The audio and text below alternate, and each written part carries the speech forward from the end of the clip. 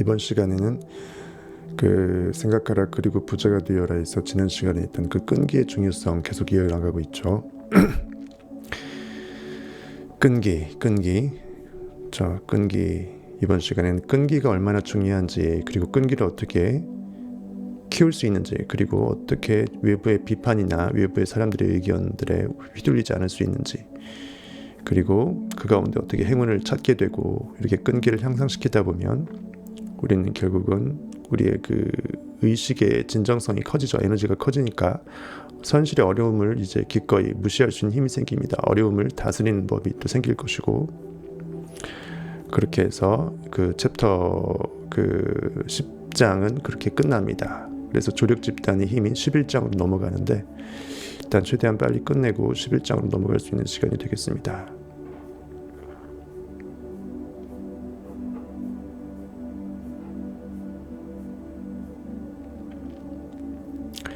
끈기를 기르는 법 볼게요.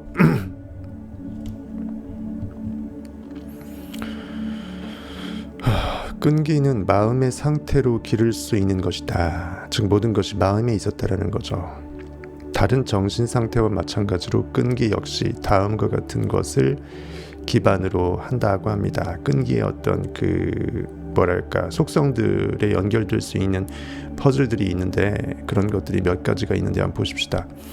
명확한 목표가 있어야 돼. 일단은 원하는 궁극의 목표가 있어야 뭐 끈덕지게 들러붙던 말든 하겠죠. 목표 대상이 있어야 돼요.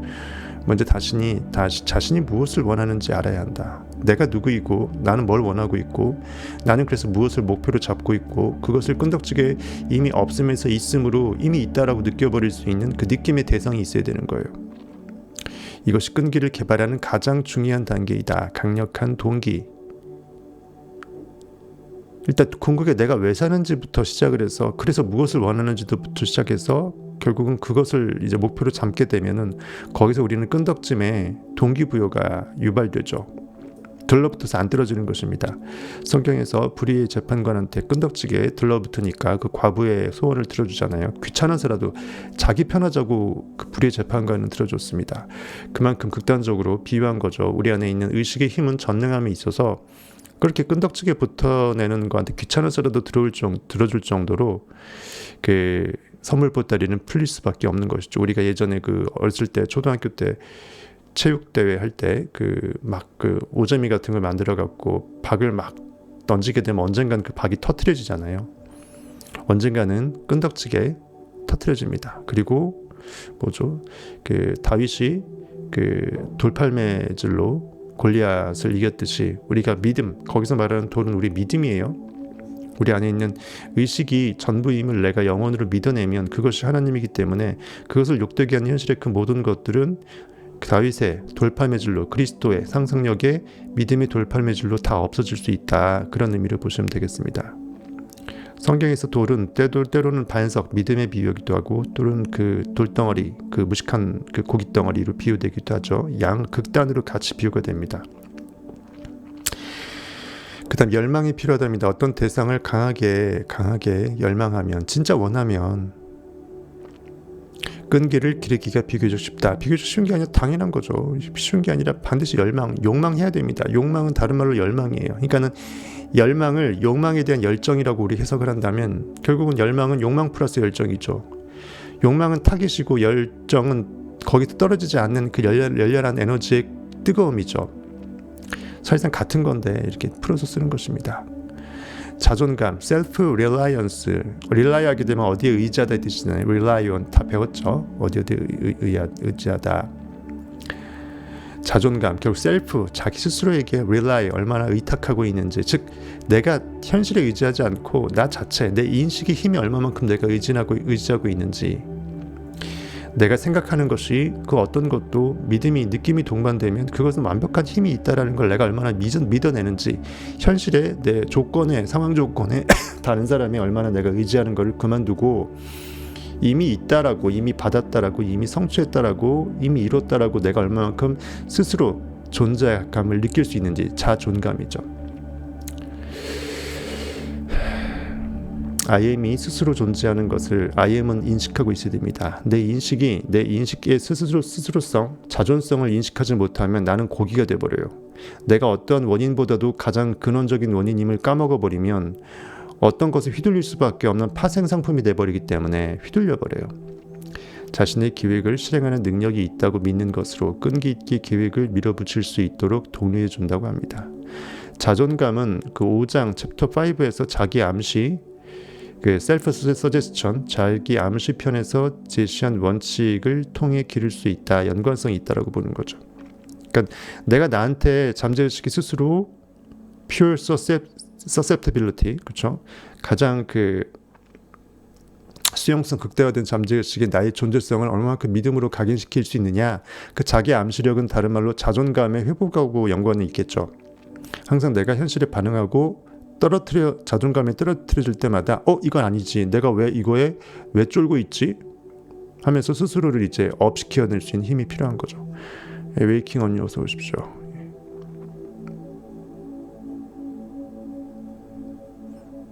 강아님은 제가 그렇게 방송에서 여러 번 말해줘도 그 이후로는 한 번도 저기 댓글이나 반응이 없네요. 아무도 인사 안 하시고. 이제 강아님 언급 안 하겠습니다. 빠이빠이 할게요. 분명한 계획이 필요하답니다. 체계적인 계획은 이 계획이 다소 허술하거나 비현실적이라고 해도 끈기 있게 밀고 나갈 수 있다. 계획은 이제 잘못 생각하면 고깃덩어리적으로 어거지로 막 이성의 논리로 이렇게 맞춰내는 그것으로 착각할 수 있는데, 가급적이면 영적인 계획을 세워야겠죠. 계획이란 게 뭐 있겠습니까? 이미 믿어버리면 끝인데. 근데 이제 이거는 아무래도 좀 고깃덩어리 책이다 보니까 계획을 잡아라. 즉 이것을 어떻게 해석하냐면, 내가 확실한 목적의식이 욕망 가운데 수치적으로 여러 가지로 특정되느냐, 그런 의미로 계획을 받아들이세요.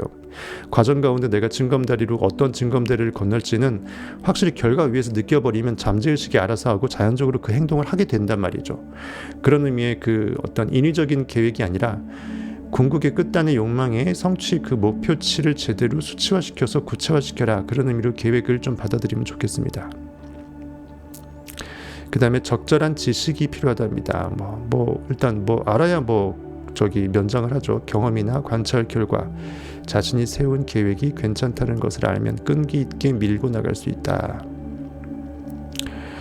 배경 지식, 스키마라 그러죠. 필요합니다. 협력, 다른 사람의 공감, 이해, 협력은 끈기를 기르게 해준다.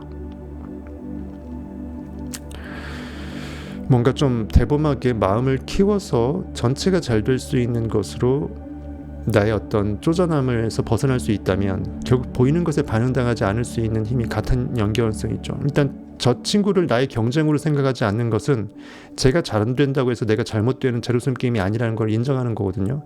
그때 나의 어떤 의식의 그 무한대의 증폭성은 커집니다. 그래서 코어퍼레이션, 협력이라는 것이 어떤 내 것을 떡을 희생하는 것이 아니라 전체가 같이 커진다라는 것을 인정하는 행위가 돼요. 그래서 협력을 반발심 없이 해줄 수 있다라는 거죠. 그다음 의지, 분명한 목적을 달성하기 위해 계획의 생각을 온전히 집중시키는 습관은 끈기를 길러준다. 의지는 where there is a will, there is a way. 뜻이 있는 곳에 길이 있다고 하면서, 뜻은 우리 뜻이 하늘에서 이룬 것 같이 땅에서도 이루어지다처럼 as within so without, 그것처럼 내 의식이 하늘나라에서 영원히 세계에서 의식이 무엇을 목적으로 하고 있는지 I am that을 명확히 하는 것을 뜻이라고 해요. 의지라는 것은 목표점을 말합니다. 그것을 얼마나 믿어내고 있고 이미 그것이 이루어졌다고 얼마나 확신하고 있는지, 그것이 결국 다른 말로 의지예요. 고깃덩어리적으로 노동적으로 나 진짜 필사적으로 코피 터지게끔 하겠다라는 그 3차원적인 어거지 의지가 아닌 거죠. 헷갈리지 마시길 바라겠습니다. GJ님 어서 오십시오. GJ님. GS하고 CJ그룹을 합성한 것 같은데요. 재벌되시겠네. GJ. 습관. 끈기는 습관의 결과물이다. 끈기는. 습관이라는 것은 스스로 내가 그러한 것을 무의식 중에 하고 있는데 내가 그걸 인위적으로 막 해야지 한다고 해서 하는 것이 아니라 스스로 자연스럽게 하고 있는 내 모습을 자연스럽게 느낄 때 그것은 이미 습관이 돼버린 거죠. 끈기는 이러한 부단한 어떤 무한 반복, 이미 나는 그 상태가 돼버렸다고 상상을 무한적으로 하게 되면 습관이 돼버려서 세뇌가 되죠. 끈기는 습관의 결과물이다. 끈덕짐은 결국 포기하지 않음이고 결국 계속 하나의 사이클을 계속 돌려나가는 거니까 무한 반복 루프 가운데 나의 그 존재가 스스로 확고하게 되는 거죠. 끈기 있는 습관을 기르면 그것이 마음속에 새겨지고 나날의 일상이 된다. 하루하루의 일상이 된다. 두려움은 모든 일에 있어 가장 큰 적이다. 제가 얘기했죠. 가장 우리가 유일하게 두려워해야 될 것은 내가 두려움에 빠진 그 상태입니다. 그것만 두려워하십시오. 내가 두려워하는 그 상태만 두려워하십시오. 무엇을 두려워할까봐 내가 그것이 너무 두려워서 무엇을 두려워함을 감히 할 수 없게끔 스스로를 독려하십시오. 그것 말고는 두려워할 대상이 없습니다. 즉 두려워하지 말란 얘기예요. 쉽게 말해서. 내가 어떤 것에 대해서 두려워할까봐 그것을 두려워하세요. 재밌죠? 두려워하지 말라는 것입니다. 두려움은 모든 일에 있어서 가장 큰 적이다. 외부의 적이 있는 것이 아니라 두려워하는 것은 내 인식이 스스로 존재성을 망각할 때예요. 내가 고기라고 느낄 때 메뚜기가 돼버려서 이스라엘 백성이 가나안 땅, 약속의 땅에 다 와서도 다 된 밥에 죄를 뿌리면서 그들은 네피림 안악자손이고 거인이고 우리는 쪼그라든다. 우리는 메뚜기다. 그들도 우리를 메뚜기로 볼 것이다 라고 얘기했잖아요. 여호수아와 갈렙은 그것이 아니죠. 저들은 우리의 밥이다. 다 된 밥에 뜸들인 다 된 밥에 왜 죄를 뿌리냐. 퍼먹으면 된다라는 거죠. 그만큼 똑같은 상황에서도 내가 여전히 보이지 않는 성취 의식으로 확신하고 있는 상태에서 현실을 보느냐, 아니면은 그 현실이 아직 결과가 안 나타났다고 해서 내가 결과에 집착을 해서 아직은 빵원이라는 통장 잔고에 내가 휘둘리느냐. 결국은 내가 인으로 사느냐 신으로 사느냐. 신인 가운데 내가 무엇을 선택해서 반응해서 고기로 살 것이냐, 아니면은 반응하지 않고 자유의 상상력으로 살 것이냐. 지금 이 순간이 유일한 선물이라는 거예요. 상상은 지금 할 수 있고요. 내가 존재를 자각시키는 것은 현존이기 때문에 지금 할 수 있어요. 그것이 유일한 영혼 속에 내가 연결될 수 있는 유일한 시크릿 키라는 거예요. 지금을 잃어버리면 영혼이 없습니다. 왜? 지금이 언제나 현재로서 시간이 흐르지 않는 영혼을 자각할 수 있는 유일한 시간이죠. 사람은 지금을 삽니다. 지금을 내가 망각해버리면 나는 살아도 사는 것이 아니고 과거 속에 함몰된 정말 소돔성이 불타는데 도망가다가 뒤를 돌아봐서 나의 과거 에고 속에 갇혀버린 소금기둥 롯의 아내밖에 안 된다는 거예요. 두려움은 나에게 가장 큰 적이다. 용기 있게 행동하도록 자신을 북돋고 그 행동을 반복하면 두려움을 극복할 수 있다. 그만큼 용기가 필요하다는 거죠. 저지르는 거예요. 옳다 그러면 들이대는 거예요. 그래서 베드로보다 안드레가 예수께 먼저 나왔습니다. 용기가 먼저 진리한테 들이댔을 때 자기 동생인 베드로 믿음은 따라와서 그 진리를 믿을 수밖에 없는 상태가 되는 것이에요. 물론 믿음이 결국은 큰 의미에서 제일 중요하지만 한번 임팩트 있게 질러줄 수 있는 그 용기는 찰나가 너무 짧을지언정 용기가 먼저 티핑 포인트에서 넘어줘야 된다는 거예요. 그래서 안드레가 먼저 들이대고 그 다음에 안드리데가 아니고 들이대가죠. 안드리데가 아닙니다. 안드레가 먼저 들이대고 그 다음에 그 베드로가 이제 그 끈을 잡고서 따라올 수밖에 없는 것이 모든 만사라는 거죠. 들이대지 않는 자에게, 행하지 않는 자에게 믿음은 따라갈 수가 없죠. 행함이 없는 믿음은 죽음입니다. 용기 있게 행동하도록 자신을 북돋우고 그 행동을 반복하면 두려움을 극복할 수 있다. 그러니까 두려움은 결국은 모든 현실의 경우의 수가 아직은 객관적으로 무한한 그 여러 가지 경우의 수로 있다라는 그러한 이성적인 생각이잖아요. 그것에서 벗어나려면 더 앞을 바라보는 거예요. 내가 진짜 원하는 그 상태에 더 빠지려고 노력하는 거예요. 즉 마약을 더 먹어버리면 되죠. 마약을 더 뽕을 더 맞아버리면 되는 거예요. 이것은 뭐 불법도 아니고요. 여러분이 눈 감고 상상해서 이미 환상적으로 내가 뻑이 가버린 그 상태를 부르르 떨며 느끼는 것은 돈도 안 드는 최고의 마약이에요. 천연 마약입니다. 꿈까지 이뤄줘요. 그리고 나의 존재성까지도 한꺼풀 더 벗겨줍니다. 양파가 한꺼풀 더 벗겨지게 되면 아, 내가 고기가 아니구나. 쫄 필요 없었구나. 내가 왜 30평생, 20평생, 50평생 그렇게 살았을까? 라고 싹 지워버리고 지금을 영살로 딱 포맷해버리고 나는 지금 태어났다. 새롭게 태어났다. 지금부터 진짜 나의 나됨의 인생이다고 하면서 나이는 숫자다 생각하고 지금부터 여러분들 운동도 열심히 하고 영적으로도 업시켜서 완벽하게 새로운 인생 살아보세요. 가장 늦었다고 생각했을 때가 결국은 지금이기 때문에 가장 빠른 때입니다. 내일로 미루지 마시고요. 내일은 없습니다. 어차피 내일이 오늘이 돼도 또 내일 할 거니까요. 전쟁터에서 싸워본 사람들은 이 사실을 잘 알고 있다라고 되어 있습니다. 끈기를 길러라. 끈기라는 필수적인 자질이 부족하다면 무엇이 문제인지 먼저 알아보라. 물론 끈기라는 것을 전제 정의 지키기 전에 이것이 내 길인지가 먼저 픽싱이 돼야 돼요. 엉뚱한 길을 가면서 내가 원하지도 않은데 내가 원한다고 착각해갖고 이거를 끈기를 명분으로 둬서 아닌 길을 계속 가는 거는 오히려 가자 아니야만 못하기 때문에 그건 끈기가 아닙니다. 끈기라는 것은 이것이 완벽하게 픽싱이 돼서 빼박이다, 진짜 내 욕망이 끝단이다라는 전제가 됐을 때 그것에 끈덕지게 들러붙는 것이에요. 우리 예전에는 그 입시를 위해서 그 교문 앞에서 엿을 들고 그냥 엿을 붙여놓고 기도하시는 분들도 학부모들이 있었잖아요.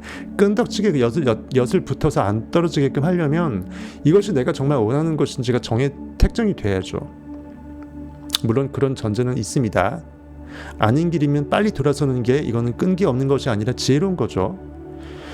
자신을 한 부분씩 살펴보고 앞서 설명한 끈기의 8가지 요소 중 몇 가지가 내가 결여되어 있는지 보라고 합니다. 8가지가 뭐였냐면 명확한 목표, 내가 뭘 원하는지, 그 다음에 거기에 얼마만큼 열망하고 있는지, self-reliance, 얼마나 스스로 자존하는 느낌을 갖고 있는지, 분명한 계획은 있는지, 적절한 지식은 있는지, 다른 사람들과 공동으로 협업할 수 있는 협력력은 있는지, 그 다음에 얼마나 내 뜻이 확신성 가운데 의지로 각인되어 있는지, 그리고 내가 얼마만큼 잠재의식에 너무나 깊숙이 박혀서 자동 오토메이션으로 내가 그 길을 갈 정도로 습관화되어 있는지, 이런 것들을 보는 8가지가 있는데요. 이렇듯 분석해보면 자신에 대해 새로이 알게 되고 무엇이 필요한지 알게 될 것이다. 무엇이 중요한디, 그리고 무엇이 필요한디, 이것을 알게 된다는 거예요. 다음에 소개하는 16가지는 성취를 가로막는 실질적인 적이라고 합니다. 내가 그것을 다 된 밥에 나도 모르게 내가 스스로 죄를 뿌려버리는, 스스로 적그리스도 사탄이 되는 그런 나쁜 행동이 있답니다. 이는 끈기가 없다는 지표일 뿐만 아니라 끈기 없는 태도가 잠재의식 깊숙이 자리 잡은 요인이기도 하다.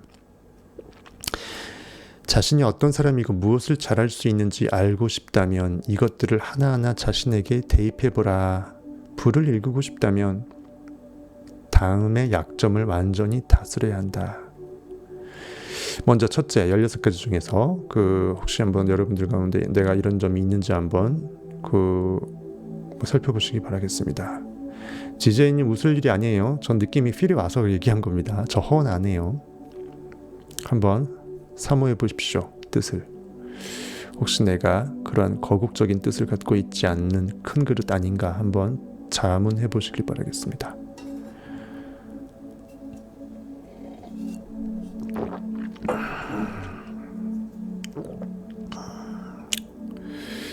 자신이 무엇을 원하는지 정확하게 파악하지 못했다. 어떤 이유에서 혹은 이유 없이 미적거린다. 우유부단하다. 맹하다. 어떠한 꿈도 없다. 꿈은 있다곤 하지만 되게 애매하고 특정되지 않았다. 이런 모든 상황들 다 말하는 거죠. 대개는 이에 대한 변명을 한 보따리는 가지고 있을 것이라고 합니다. 핑계 없는 무덤은 없습니다. 전문 지식을 습득하는데 흥미가 없다. 고생하고 싶지 않다 이거죠. 에라 모르겠다. 전문이고 나발이고 나는 알고 싶지 않다. 우유부단함, 문제를 똑바로 직시하기보다는 책임을 전가하는 습관이 있다. 여기에도 변명이 한 보따리 있다. 너무 우유를 좋아해서 딱 이렇게 결단을 못하는 거예요. 문제를 해결할 명확한 계획을 세우기보다는 변명하는 습관이 있다. 그 스스로 내가 내 탓이오라고 자기 스스로 내 모든 책임을 지지 않으려고 하는 습관은 현실을 탓하는 거잖아요. 즉 현실에 반응하는 가장 끝단의 극치가 남 탓하는 거예요. 현실 탓하는 거예요. 자본금 탓하고 종잣돈 탓하고 내 흑수저 탓하고 이 모든 것들이 결국은 리액트의 끝판왕입니다. 근데 내가 어떤 것도 탓하지 않게 되면 탓할 사람 결국 나밖에 없어지잖아요. 나는 고기가 아니고 결국 의식이기 때문에 내 의식을 탓하는 가장 근원적인 진리로 회귀할 수 있는 좋은 기회가 되는 거예요. 그래서 책임을 통감하고 너무 자책하지 않되 모든 것이 내 의식으로부터 어쨌든 간에 내 이성 논리로 이해 못 되고 이해가 안 되지만 내 탓이다라고 현실이나 다른 사람을 미워하지 않고 탓하지 않을 수 있게 될 때 그때 나는 비로소 뭔가를 제대로 시작할 수 있는 그릇이 만들어져요. 진리도 결국은 그렇게 해서 발견이 됩니다. 안 그러면 맨날 남 탓만 해요. 보이는 거에서 결과를 찾으려다 보니까 보이는 거에서 제가 나쁜 놈 행동했고 제가 저렇게 교통사고 처음 유발할 때 차선 변경해갖고 차선 넘어와서 중앙수 침범해서 들이댔던 저 차가 원인인 것처럼 보이듯이 그렇게 손으로 지적할 수 있는 현실에 있는 그 타겟들은 너무나 많거든요. 그럼 나는 잘못한 게 없다라는 것은 모든 원인 세계가 나로부터 오지 않고 랜덤, 우연의 산물이고 현실의 산물이라는 거니까 더 정말 인생이 이상하게 되는 거죠. 내가 나를 인생을 스스로 컨트롤할 수 없음을 스스로 자폭하는 거가 돼요. 그러니까 내 탓을 하는 게 자기 학대를 하라는 게 아니라 그만큼 내가 앞으로 잘하면 된다라는 긍정적으로 현실을 눈 감고 다시 그냥 원점에서 시작하라는 거예요. 자기 자학을 하라는 게 내 탓이라는 것은 총을 자기한테 겨누라는 게 아니고 내가 원점에서 내가 원인이 나한테 있었음을 내가 자각하는 그것을 말하는 거예요. 그다음 자기 만족 이것만은 구제할 방법이 없다. 그러니까 부정적인 의미겠죠. 부정적인 자뻑인 거예요. 그러니까는 상상 명상을 할 때 그 의미 있게 자기 만족을 해서 하는 것이 아니라 부정적 자기 만족. 예를 들어서 뭐 현실에 그냥 소확행 해갖고 지금 이들 에라 모르겠다. 그냥 욕망이고 나발이고 불씨 다 물 뿌려서 불씨 다 죽여버리고 나 욕망 없어 지금도 충분히 나 쟤보다 부자인데 나보다 가난한 사람 더 많은데 하면서 적당히 산 부정적인 의미의 자기 만족이죠. 자기 안주라고 볼 수 있고 욕망을 눈 가리고 아웅하면서 나 욕망 없다 하면서 이제 연고 없다처럼 사는 거죠. 그런 거가 될 것입니다. 이러면 구제할 방법이 없습니다. 왜냐하면 모든 욕망이 모든 창조의 시작점이기 때문에 결핍을 못 느끼는 사람한테 그 무엇을 구할 생각이 없기 때문에 그 사람은 구원, 세이빙의 여지가 없는 거예요. 갈급한 심령, 마음이 가난한 자가 왜 천국이 저희 것임이 되겠습니까? 다 그것입니다. 내 마음에 돌항아리 6에 가득 성취의식의 물을 가득 채우고자 하는 그 욕망이 없으면 비어있지 않으면 채움도 없는 거죠. 반대에 맞서 싸우지 않고 타협하려는 태도에서 기인한 무관심. 뭐 좋은 게 좋다를 약간 네거티브하게 해석하면 이렇게 되겠죠. 물에 물 탄 듯 에라 모르겠다 적당히 가자. 회색 분자가 되는 거죠. 자신의 실수를 남 탓으로 돌리는 습관, 환경 탓이라면서 어쩔 수 없다고 말하는 습관. 외부에서 원인을 찾는 거죠. 열정 부족, 행동을 끌어낼 동기를 찾는 데 아니란 거. 아유 뭐 성공해도 좋고 아니도 좋고 뭐 이렇게 해탈을 마치 해탈한 것처럼 하지만 해탈이 아니고 비극이죠. 욕망하지 못하면 해탈이 아닙니다. 결핍을 못 느끼는 건 해탈이 아니에요. 해탈은 그럴 때 쓰는 게 아닙니다. 모든 우주를 완벽하게 나 자체로 나밖에 없음을 100% 내가 전체 집합임을 완벽하게 깨닫는 그 의미가 해탈인 거예요. 다 품어낼 때 다 내려올 수 있어요. 내려놓을 수 있어요. 다 내려놓을 수 있다는 것은 이미 전부가 나라는 거예요. 다 내 것이라는 걸 알기 때문에 그 두 손 두 발을 내려놓을 수 있는 거라고요.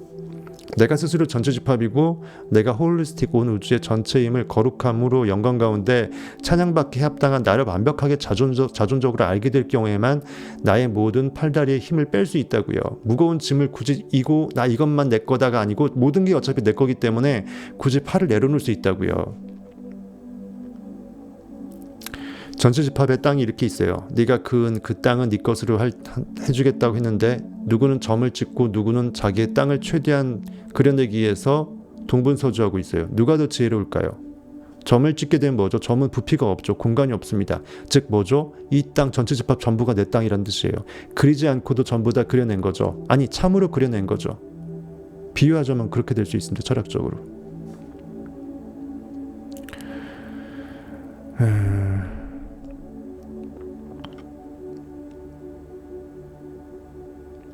실패의 조짐이 보이면 그만두는 태도.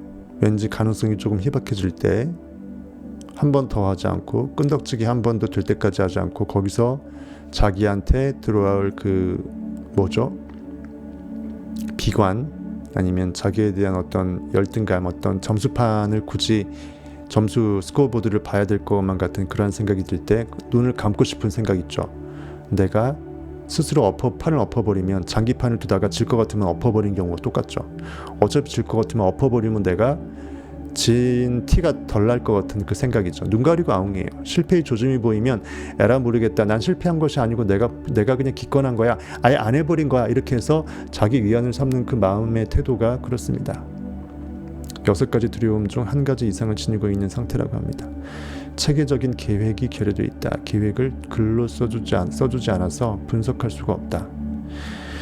아이디어를 실천하는데 게으르다 혹은 기회가 나타났을 때 그것을 붙잡는데 안일하다. 의지도 없고 소망만 있다. 이제 이 거짓 소망인 거죠. 진짜 바라는 간절함이 없는 어떤 확신성이 없는 내가 정말 에너지에 그 펌핑이 없는 의지가 결여된 소망은 더 이상 소망이 아닙니다. 바랄 수 없는 가운데 바라고 믿었고 보이지 않는 것을 소망하는 사람이 어떻게 간절함이 없겠어요? 간절함이 없다라는 것은 원치 않는 거예요. 배고픈 자에게 굶주리고 있는데 간절함이 없으면 배고프지 않은 거하고 똑같은 거예요. 그러니까 밥을 떠먹기 위해서 손가락에서 수저를 잡는 것도 싫어하죠. 안 먹고 만다는 거거든요. 부를 목표로 하지 않고 가난에 타협하는 태도, 대개 어떤 사람이 되겠다, 무엇을 하고 싶다, 무엇을 가지고 싶다는 야심이 부족한 경우가 많다. 남한테 양보한다, 어떤 소확행 아니면은 겸손한 태도, 남을 먹고 물 마시고 팔베개 베고 누운 그런 안분지족의 그런 마인드가 까딱하면 네거티브하게 그 공산주의나 아니면 이렇게 뭔가 분명히 풍요는 부는 그 자체로 좋은 말인데 그 단어 자체를 터부시하던가 아니면 부정적으로 보는 그 마인드를 변질될 개연성이 있어요. 그런 것들을 우리는 경계할 필요가 있습니다. 부는 아무 잘못이 없어요. 부정적으로 축대했다 할지라도 돈은 돈일 뿐이고 돈은 그냥 좋고 나쁘고 없어요. 내가 그걸 좋다고 생각하면 좋은 거고 싫어하면 싫어하는 놈한테는 그 싫어서 안 가는 거라고요. 단순히 그냥 부는 부일 뿐이에요. 돈은 그냥 교환의 매개 수단이고 내가 그것을 좋다고 생각하고 원하면 나에게 좋은 것이기 때문에 나한테 들러붙을 뿐이고 하지만 너무 간절해갖고 애달파서 간절하게 제발 나한테 와주십시오 하게 되면 돈이 쟤 또 또라이 하냐면서 안 옵니다. 매력이 없는 거죠. 나조차 제대로 간수할 수 없는 놈한테 내가 왜 가? 이렇게 돼버린다고요. 돈을 사랑하면 일만하게 뿌리라는 게 돈을 좋아하는 게 불의가 아니고 현실에 가치를 부여하는 현실 리액팅의 그 모든 관념 의식이 재물, 돈으로 성경에서는 비유가 된 것입니다. 지름길만 찾는 태도, 공정하게 대가를 치르지 않고 부를 얻으려고 한다. 대개 도박사 기질이 있거나 대가를 적게 치르려고 했습니다. 이건 영적인 것이 아니라 고깃덩어리적인 거죠. 현실에서 뭔가 에너지 노동을 외형적으로 덜 들이고 이것을 합법적으로 얻을 수 있는 가장 좋은 방법은 영적으로 깨어나서 아담이 일을 하지 않고 하나님이 일하면 되는 거예요. 즉 의식이 욕망의 성취 가운데 이미 부르르 느껴버리면 그것을 얻을 수밖에 없는데 과정에서의 퍼즐이나 징검다리는 하늘에서 알아서 하는데 이건 이제 그런 거가 아니고 현실에서 뭔가 어떤 영적인 확신도 없이 보이는 것에 보이는 것이 다라고 생각하면서 반응 훌라하면서 거기서 뭔가 내가 이제 잔대가리 굴리는 거, 잔머리 굴려서 뭔가 정도에 어긋나는 어떤 허황된 그것을 믿음도 없으면서 느끼지도 못하면서 현실에서 유행을 바라는 그러한 묘한 마음의 상태라고 저는 생각하면 됩니다. 다른 사람들의 생각, 행동이나 말 등 비판을 두려워하는 태도, 그 결과 계획을 세우고 실천하는 데 실패한다. 다른 사람을 의식한다는 것은 성경에서 말하는 바리새인들이에요. 내가 이렇게 하게 되면 저들이 나를 거룩하다고 여길까? 시장 가서 이렇게 돈도 만지고 있는데 쟤들이 나를 정말 뭐라고 할까? 성경에서 분명 돈 싫어하라고 했는데 문자적으로 해석하는 그 마인드. 그러면서 시장 갔다 와서 자기 집 앞에 물을 뿌리고 성경에 나오잖아요. 이런 외식적인 행동들. 사람들 다 보는 앞에서 나 기도 자리하면서 엄청 근엄한치 하면서 다 보는 데 앞에서 그 마을의 거리 한 중앙에서 기도하는 행위라고 빗대서 비유적으로 말하고 있죠. 나 이런 사람이야라고 좀 봐줘라고 생각하는 그 마음의 상태, 행동의 상태는 결코 내부의 자아로 몰입될 수가 없어요. 골방으로 들어가, 다락방으로 들어가 기도하라고 돼 있잖아요. 아무도 모르는 부지 중에 아무도 안 보는 가운데 하나님께서 보시기 때문에 내 의식은 내 의식 상태를 인식하고 있기 때문에 내 인식이 믿음 가운데 느껴버리면 그것은 전부인데, 내 하나님은 내 안에 있는데 현실에서 찾는 거예요. 어딘가 하나님이 나를 CCTV처럼 나를 보고 있겠지 하면서 다른 사람의 시선을 의식하는 그런 모든 외식적인 상태, 결국 이중인격적인 상태고요. 가증적인 상태입니다. 결국은 맨날 피곤하게 남들한테 내가 어떻게 보일지 그거 기웃기웃 내가 정말 점수판 몇 점인가 그거 보다가 인생이 끝나는 거죠. 피곤한 거예요. 다른 사람의 생각이나 행동, 말 등 비판을 두려워하는 태도, 그 결과 계획을 세우고 실천하는 데 실패한다. 이는 가장 위험한 적 중 하나이다. 무의식에 스며들어 있어 스스로 그런 두려움이 있는 줄도 모르기 때문이다. 가장 불행하죠. 현실에 반응하는 것 중에 끝판왕 중에 다른 사람의 시선에 내가 휘둘리는 거거든요. 그 모든 사람들이 나를 욕할지라도 내가 이것이 옳고 내가 좋아서 가는 길이라면 개무시할 수 있어야죠. 이것이 정말 옳고 내가 믿음 안에 있다면 결국 현실은 바뀔 것이고 곧 그들은 나를 찬양할 수밖에 없을진데 내가 그 무엇이 정말 두려워서 그들한테 쫄아 있냐는 거죠. 내가 하나님으로 기쁘게 하랴 사람으로 기쁘게 하랴, 그런 성경 말씀 구절 있죠. 그게 그거예요. 내가 보이는 사람들의 시선한테 만족시켜주는 그 존재로서 그런 척하는 행동을 하는 것이 옳으냐, 아니면 내가 내 의식 가운데 가장 좋아하는 욕망의 끝단에 표대 그대로 정말 현실에 눈을 감고 들이대는 나의 어떤 환상적인 황홀한 몰입 상태가 더욱더 중요한 하나님한테 기쁘시게 하는 그런 영적인 예배이냐, 그거예요. 이제 뭐 오토메이션이네요. 그냥 세상에서 뭐 어떤 세상적인 문구나 상황들이 생기면 성경 문구가 바로바로 연결이 돼요. 그걸 제가 외울 수는 없거든요. 영적으로 느껴지는 거지. 가장 그것에 비유될 만한 흡사한 적확한 그 스토리텔링이 성경에서 다 끌어나와지는 거죠. 그래서 어느 정도 좀 네빌고다드 시리즈라든지 청변이 최소한 1000밀 이상 분들 가입을 하셔갖고 그것을 깨어나게 된다면 나중에 어느 순간은 기독교인이다 아니 상관없어요. 어차피 진리를 꼬리표 달고 진리 이거 아니잖아요. 성경을 한번 통독을 해보세요. 분명히 통독은 이유가 있습니다.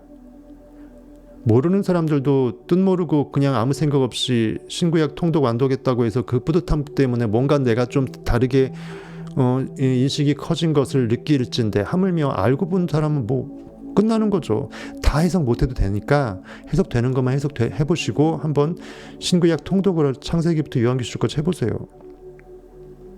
그러면은 뭐 평생 100번 통독한 기존 교리에 세뇌당한 뭐 권사님, 뭐 안수 집사님보다 여러분들이 훨씬 더 진리를 제대로, 훨씬 더가 뭐야, 완전 비교가 안 되죠. 끝판왕이죠. 엄청난 진리에 다가서게 될 때가 올 것입니다. 어느 순간 청변 해석이 필요 없을 때가 와야 정상이에요. 비판이 이미 여러분 안에 진리가 있기 때문이죠. 예수 그리스도는 이미 여러분 안에 있습니다. 비판이 두렵다면 비판을 두려워하는 증상은 다음으로 설명할 수 있다. 대다수의 사람은 친지, 친구, 대중적인 영향력을 받아들인 나머지 자기 인생을 살지 못한다. 다른 사람이 나한테 몇 점을 줄지가 중요한 거예요. 사실은 내가 나한테 몇 점을 주는 거가 더 중요한데, 비판이 두렵다. 많은 사람들이 결혼 생활을 하면서 실수를 저지르지만 그렇다고 헤어지지는 않는다. 그러면서 남은 일생을 불행하게 산다. 다른 사람이 뭐라고 할까봐 두렵기 때문이다. 잘못하면 이혼을 조장하는 문구일 수도 있는데 잘 해석하십시오. 이런 두려움에 굴복한 사람들은 불가피하게 야망과 소망이 꺾이는 해를 입는다. 나의 존재성이 현실의 고깃덩어리 외부에 있지 않음을 말해요. CCTV에 비춰지는 내 모습이 중요한 것이 아니라 내 의식이 나를 어떻게 자아관념으로 받아들이고 관찰하고 판단하고 그렇게 인식해내느냐, 그게 중요하다는 거예요. 내가 나를 무엇으로 생각하고 있는지, I am that I am. 나는 내가 나로서 존재 정의 짓는 바로 그 존재로 존재할 수밖에 없다는 거죠. 이미 나는 나를 창조시킬 수밖에 없는 원인자이고 그 결과물이 현실에서의 내 외부의 모습이라는 거예요. 그러니까 외부의 모습이 마음에 안 들면 내가 보기에 스스로 마음에 안 들면 내가 마음이 드는 쪽으로 마음을 먹으면 돼요. 결과 위에서. 그러면 되기 때문에 굳이 다른 사람이 나를 어떻게 생각할지는 안 중요해요. 왜? 내가 결국 나의 그 성취 의식을 높여버리면 결국은 남들은 나한테 정말 찬양하지 않을 수 없을 때가 곧 온다라는 거죠. 그렇지 않아도 되고요. 그냥 남들의 의식하지 말라는 거예요. 자연적으로 내가 존귀하고 위대한 존재가 돼버리면 다른 사람은 나를 존귀하고 위대한 존재로 추앙해 줄 수밖에 없다라는 거예요. 하지만 그것에 맞들이지 말라는 거예요. 반응하면서 그거에 의지해갖고 휘둘리지 말라는 거예요. 이미 내가 나를 스스로 찬양하는데 그거에 대한 반사이익으로 그들도 나를 찬양할 뿐이에요.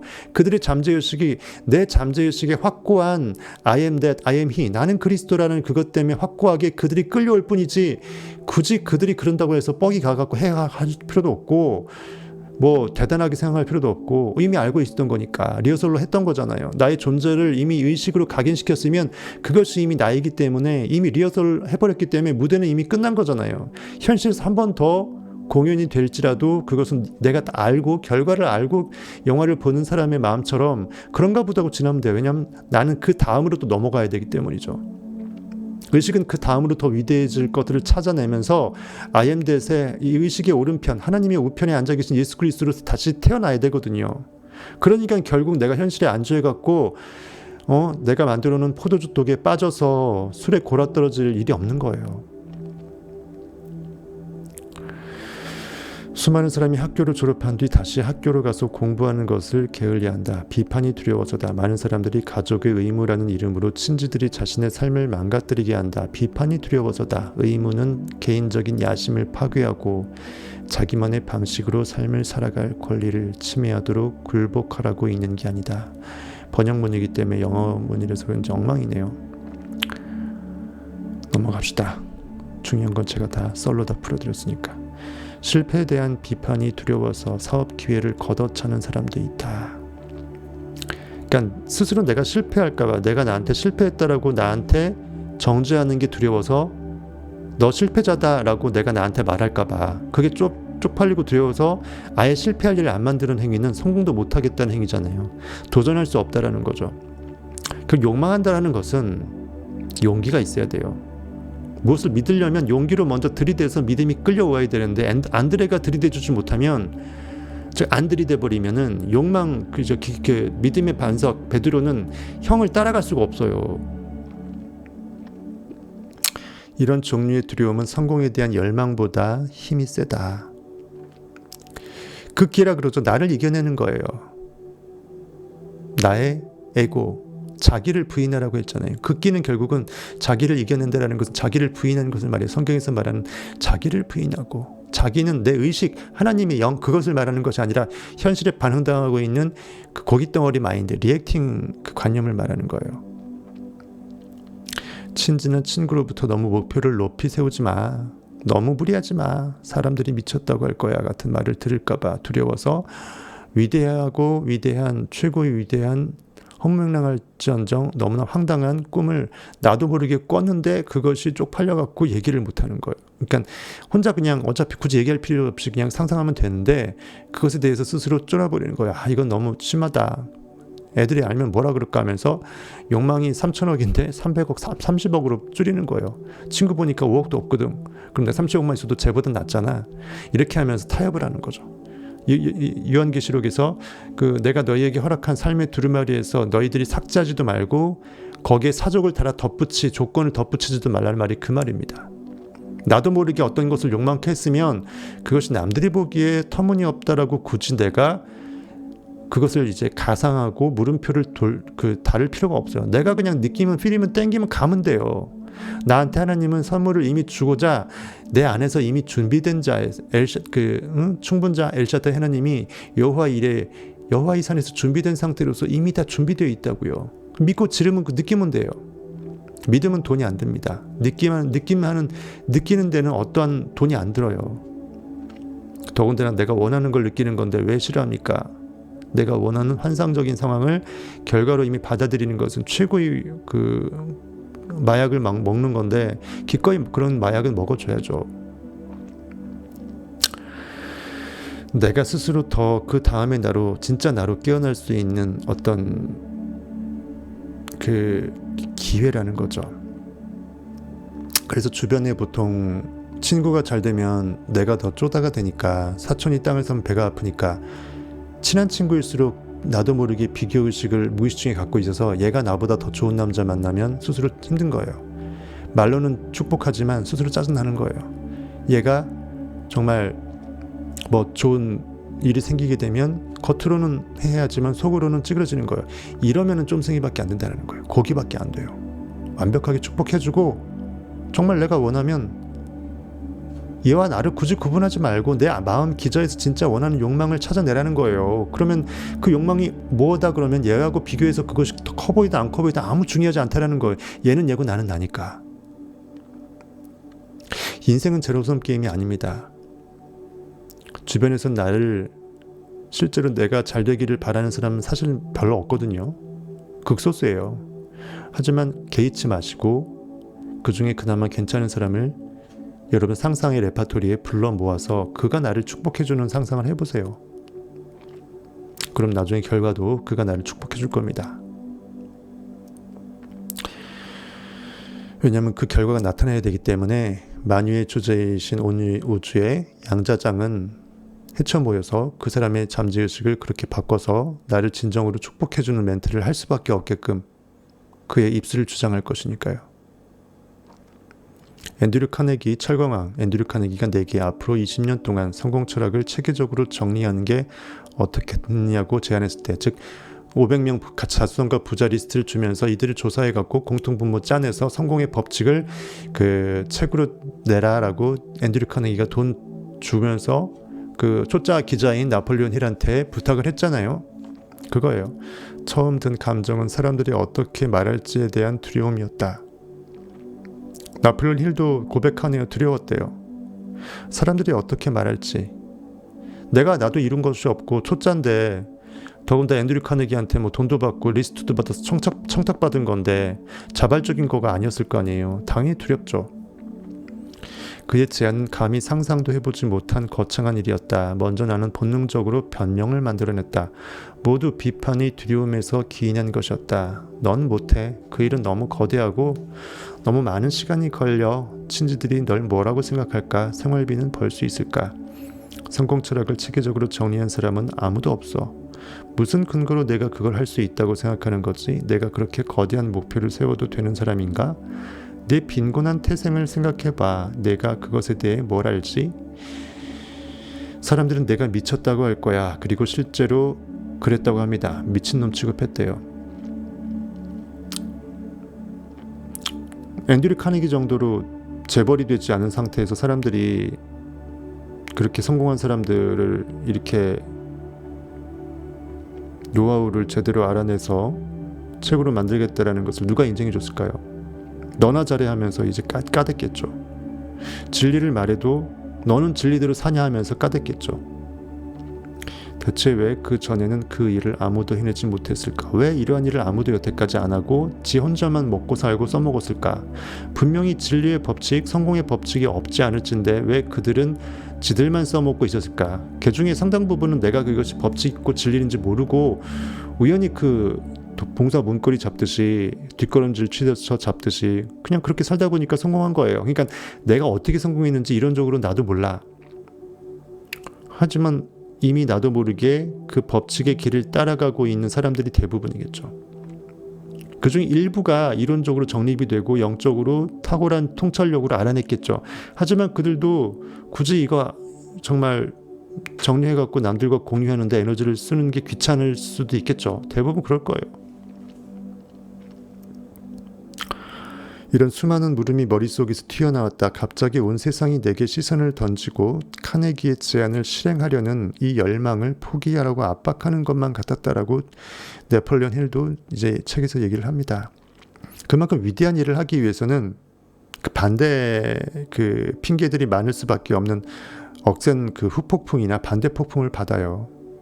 굳이 내가 이 짓거리 해서 무슨 부귀영화 잡겠다고, 내가 꼭 이렇게 오버해야 돼, 아무도 안 하는데. 특히 아무도 안 하는 일을 할 때는 그 사람은 그래서 위대한 거예요. 아무도 안 하는 상황에서 뭔가를 한다는 게 너무나 어렵거든요. 다른 사람 시선을 무시할 수 없으면 그것을 할 수 있는 능력이 기꺼이 있어도 굳이 이것을 안 하게 돼요. 나중에 수천 명의 삶을 분석한 뒤에 나는 사람들이 품은 대부분의 아이디어가 실패한다는 사실을 알게 되었다. 성장을 위해서는 아이디어가 탄생한 즉시 실행 계획을 세워 아이디어의 숨결을 불어넣어야 한다. 그러니까 성장하기 위해서는 뭔가 이제 계속 눈덩이가 불려지기 위해서는 한번 눈이 뭉쳐졌을 때 한번 계속 굴려야 되잖아요. 그리고 눈사람을 만들어서 산 위에 올라가서 눈사태 나도록 굴려야 되잖아요.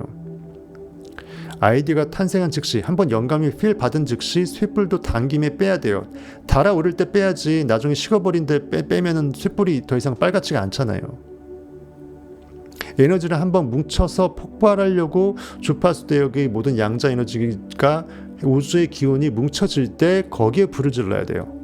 방아쇠를 그때 당겨야 되는 거예요. 그거예요. 영감을 바로 실행하지 못하고 영감을 그냥 우연의 그 느낌으로 치부하고 흘려보내버리면 그 사람한테 하나님은 선물을 주고 싶어도 엄청난 선물일수록 오히려 그거를 선물 보따리를 풀어보지도 못해요. 엄청날수록 오히려 그럴 개연성이 높습니다. 감히 나한테 이런 게 있겠어 라고 그냥 흘려보내는 거죠. 조그마한 선물이면 차라리 풀어볼 텐데 너무 엄청나서 에이 나는 설마 아니겠지 하면서 제껴버립니다. 그래서 위대하다라는 게 마음그릇이 필요하다라는 거예요. 위대하다고 작정하는 자만이 위대해질 수 있다라는 샤를 두고 말이 맞아요.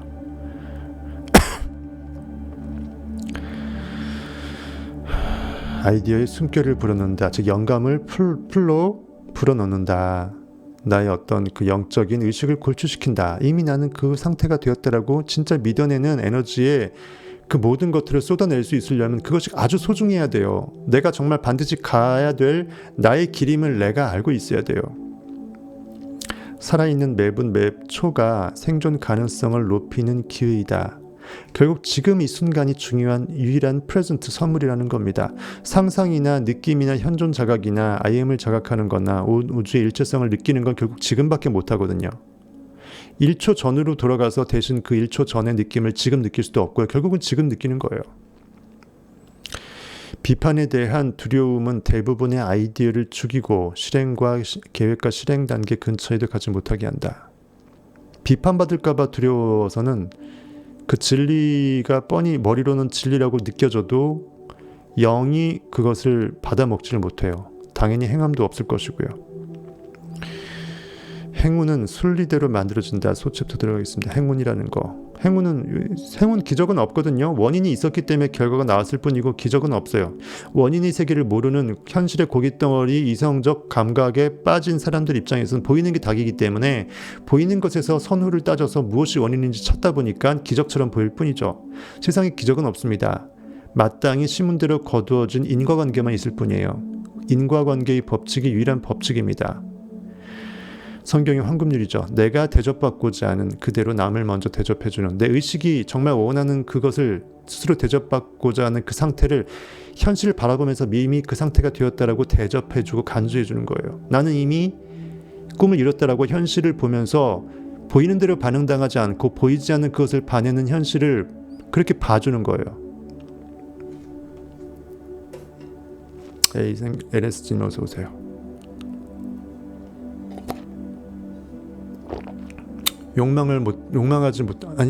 욕망이 있지만 욕망을 이제 실현하지 못하는 거, 그리고 욕망을 믿음으로 승화시키지 못하는 그것이 이제 미싱 마크, 현실에 반응당하는 미싱 마크, 관역을 벗어나는 거죠. 욕망하지 못하는 것은 아예 관역 자체가 있었지만 없는 것으로 이제 지워버리는 거니까 아예 관역 자체를 안 만들어버리는 거거든요. 욕망하지 못하는 것은 나에게 분명히 아이가 자는데 죽었다고 뻥치고 죽은 아이 더 이상 못 살아낸다고 더 이상 욕망을 포기해버린 그 상태가 욕망을 지우기로 지워버리는 상태입니다. 하지만 자기의 잠재의식은 알고 있기 때문에 죽을 때까지 응어리진 상태에서 한이 돼버리죠. 행운은 순리대로 만들어진다. 많은 사람들이 성공은 행운의 결과라고 믿는다. 그러니까 현실만 보면 행운인 거 맞아요. 하지만 모든 것이 내 마음이 그것을 나도 모르게 무의식 중이든 어쨌든 간에 내가 그것을 이미 성취했다라고 느껴서 스스로 믿었기 때문에 스스로 자존, 스스로 내가 그 상태로 존재했다고 이미 존재를 인식했기 때문에 그것은 결과로 도출될 수밖에 없음이라는 거죠. 어쩌면 그럴 수도 있겠지만 행운에만 의지하면 대개 실망을 금치 못하게 될 것이다. 랜덤 게임으로 여겨버리면요, 복불복이니까 이래도 흥 저래도 흥이면 인생을 대충 살겠죠. 무엇이 원인인지를 도출할 수 없고 영적 통찰력이 없다면 랜덤 게임의 결과의 세계에서 이것이 왜 나오는 이렇게 결과가 되는지를 내가 알 바도 없고 알려고도 하지 않겠죠. 그러니까 정말 무의미한 도박성 인생을 사는 거예요. 행운은 끈기 있게 밀어붙이는 사람에게 온다. 그리고 분명한 목적에서 시작된다. 1999년에 미국에서 가장 영향력이 있는 자기개발 뉴스레터인 Bottom Line Personal 이런 잡지가 있었나 봐요. 이것의 편저자 마크 마이어스는 운 좋은 사람을 만드는 아주 사소한 습관들이라는 칼럼이 있었나 봐요. 책인지 칼럼인지. 운 좋은 사람을 만들어주는 아주 사소한 습관들이 운을 그렇게 좋게끔 만들었다라는 그 얘기겠죠. 거기에서 런던 인근 하트퍼드셔 대학 심리학과에서 한 연구를 소개하고 있다. 실험 참가자들의 반은 운이 좋다고 생각하는 사람이었고 나머지 반은 운이 나쁘다고 생각하는 사람이었다. 스스로 나는 운 나빠라고 여기는 놈한테 어떻게 하늘이 너 운 좋아라고 하면서 설득까지 해가면서 운을 떨궈주게 줄 수 있겠냐고요. 이미 결과는 스스로 내가 운이 나쁘다라고 생각하는 그 생각이 이미 결과를 결정해버렸기 때문이죠. 연구자들은 이들에게 무작위 동전 던지기 컴퓨터 게임을 지켜보게 했다. 참가자들은 한 사람씩 화면에서 만화 캐릭터가 등장해 동전을 던지는 모습을 보고 앞인지 뒤인지 맞히라는 질문을 받았다. 실험 결과 불운하다고 여기는 사람들과 행운하라고 여기는 사람들 모두 비슷한 확률로 정답을 맞췄다. 이미 생각이 그러했기 때문에 그 생각대로 결과가 그렇게 결과됨을 무의식 중에 알 수밖에 없다라는 거예요. 면담을 거쳐 연구자들은 이 두 집단 간에 한 가지 차이만이 있다는 것을 알게 되었다. 행운아라고 스스로 여기는 사람들은 좋은 사건을 기억하고 불운아라고 여기는 사람들은 나쁜 일들을 계속 붙들고 있는 경향이 있다. 이승환의 노래 중에 이거죠. 왜 슬픈 예감은 틀린 적이 없나. 너를 잊겠다는 거짓말을 두고 돌아오긴 했지만 왜 슬픈 예감은 틀린 적이 없냐는, 내가 슬픈 예감을 하기 때문에 틀린 적이 없는 거예요. 기쁜 예감을 별로 진짜 기뻐하면서 믿으면서 하지 않았기 때문에 부정적인 생각만 꼭 맞더라 하면서 오비일학하는 거예요. 까마귀 날자 배가 떨어지는 거예요. 머피의 법칙이 다른 게 아닙니다. 조셉 머피의 머피잖아요. 생각하는 대로 그렇게 되는 것이 머피의 법칙이에요. 그 머피의 법칙은 그 가사가 노래 제목이었나요? 그 DJ DOC 예전에 그 노래 중에 있었던 것 같은데,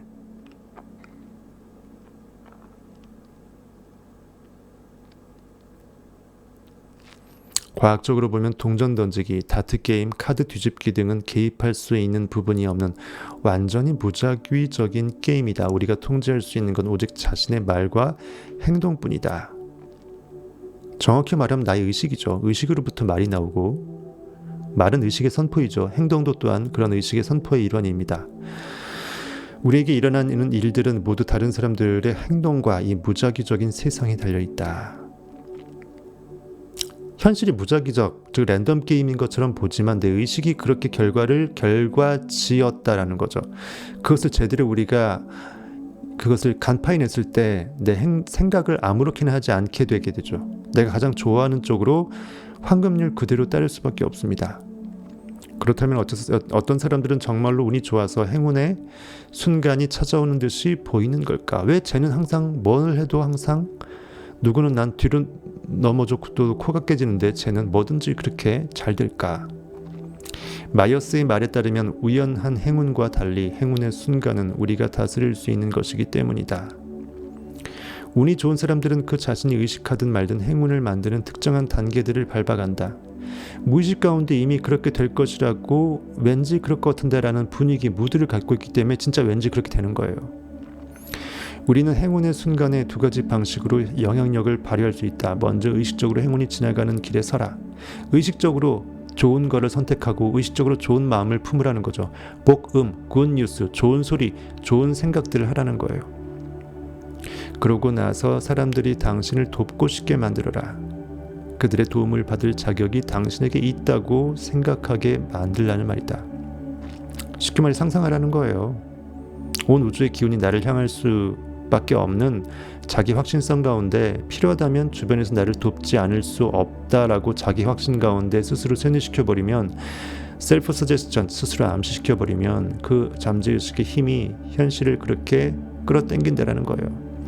당신이 행운을 받아들일 준비가 되어 있음을 세상이 알면 사람들이 눈앞에 문을 열어주어 행운의 기회를 잡게 해준다. 마이어스는 이렇게 도움을 주는 사람들을 문지기라고 부른다. 문지기는 문 열어주는 사람이잖아요. 엘리베이터 걸처럼. 문지기들은 선의만으로 우리를 돕는 것이 아니다. 우리가 그들에게 보상을 줄 수 있는 위치에 올랐을 때 도움을 주리라고 기대하기도 한다. 행운아들은 문지기들에게 강한 인상을 심어주는 일을 중요하게 여긴다. 그래야 기회가 생겼을 때 그들이 그를 먼저 떠올리게 된다. 그러니까 성경에도 이거 있잖아요. 이삭이죠. 지나가는 여호와의 사자, 하나님의 사자들, 나그네죠. 나그네, 헐벗고 굶주린 나그네가 목마르고 배고프다고 하니까 주님의 사자처럼 여기고, 이렇게 하나님의 사자처럼 여기고, 이렇게 먹을 것을 주는 거가 나오잖아요. 부지 중에 대접해줬더니 복을 받았죠. 이삭을 낳게 될 것이라고 100세 때 거의 포기한 상황에서 이삭, 웃음을 낳게 될 것이다. 믿음으로 전환된 의식의 상태가 내가 비로소 웃을 수 있는 영적 아들을 낳게 될 것이라고 했는데, 나 벌써 100세예요. 내가 어떻게 아들을 낳아요? 사라는 90세 갖고 이미 태가 끊겼어요. 그렇게 얘기했지만 결국 낳았잖아요. 의인화적인 것이긴 하지만, 부지 중에 내가 선한 일을 행했을 때, 이 부지 중에 선한 일을 하는 것, 실제로 지나간 사람한테, 거린한테 외형적으로 어떤 잘하고 일으켜주고 떡 하나 나눠주고, 물론 그것에 그 이면의 마음이 그러했기 때문에 그것도 연관성이 있겠지만, 형이상학적으로 따지게 되면 부지 중에 내가 지나간 행인한테 먹을 걸 나눠준다, 대접해준다, 뭐예요? 나도 모르게 무의식 가운데 현실을 보고 반응하지 않고 최극상으로 좋은 것으로 현실을 봐주는, 대접해주는, 그것으로 형이상학적으로 해석할 수 있어야 돼요. 그렇게 하게 되면 여러분들이 복을 받는 거죠. 즉 내가 현실을 패스오버, 웃어넘기고 이삭의 영을 낳고 야곱의 정말 영의 상속자를 낳아서 이스라엘로 키워내는 거예요. 그래서 성경에서 아브라함의 아들 이삭, 이삭의 아들 야곱, 그렇게 돼 있는 겁니다. 결국 이런 행운은 나도 모르게 내 의식이 무의식 가운데 왠지 난 잘 될 것 같아 하면서 현실과 다르게 나를 느껴줄 수 있는 그러한 복된 소리를 기꺼이 영의 귀로 드러내는 그 마음이에요. 그래서 축복이 중요하고, 나한테 죄를 범한 사람을 굳이 내가 그를 위해서, 팩트는 그것이 아니고 걔는 찢어 죽일 놈인데 그래도 절대로 찢지 않고 죽이지도 않고 블레싱하는 거죠. 그것이 좋으라고 한 게 아니라 내 의식이 오로지 최극상의 좋은 느낌으로 하얀 도화지가 될 수 있는 작품을 만들기 위해서 오염물질이 없어야 되기 때문이죠. 나를 위한 거예요. 왜냐하면 걔가 찢어 죽이던 밟아 죽이던 걔가 없어진다고 해서 내가 기분 좋을 게 사실 없거든. 어디도 허무해져요. 똑같은 놈밖에 안 되는 거니까. 그래서 눈에는 왼밤을 내밀면 오른밤을 내밀라고 한 거예요. 현실에 그냥 패스오브 넘어가는 거예요. 이미 이뤄진 일 개무시하고 잊어주는 거예요. 용서하는 거예요.